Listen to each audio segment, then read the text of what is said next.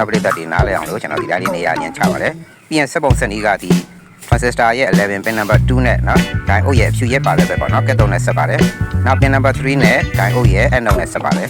ပြီးရင်ဒါ1 kilo ohm လေးကိုခဏကနော်11ပေါ့နော် transistor ရဲ့11ကိုဆက်ပါတယ်ဗျာနော်1 kilo ohm transistor လေးပါပြီးရင်တော့ကျွန်တော်တို့ဒီမီးပြားလေးပေါ့နော် LED မီးပြားလေးနေရာယူထားမယ်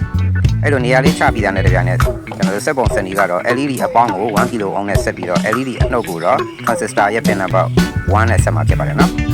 အနက်ရောင်ကအနှုတ်ပါအနီရောင်ကအပေါင်းပါနော်ပြီးရင်ဓာတ်ခဲလေးကျွန်တော်နေရာယူထားပါတယ်ပြီးရင်စက်ပုံစံဤကတော့ကျွန်တော်တို့ဒီဓာတ်ခဲရဲ့အပေါင်းပေါ့နော်အောက်ဘက်ကအပေါင်းကခဏကဒီ LED ရဲ့အပေါင်းသို့မဟုတ်1 kilo ohm လေးနဲ့စုံတဲ့နေရာဓာတ်ခဲအနှုတ်ကဒီ transistor ရဲ့ pin number 3ပေါ့နော်ညာဘက်အဆုံးဆုံးပြီးရင်ကျွန်တော်တို့ phone adapter လေး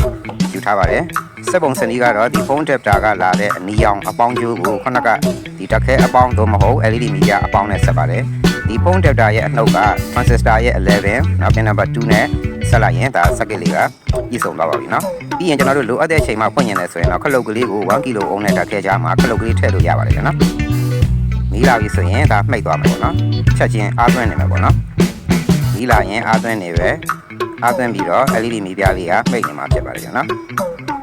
ဒီလိုမီးပြတ်သွားတဲ့သဘောဆိုရင်မီးပြားလေးကထလင်းမှာဖြစ်ပါတယ်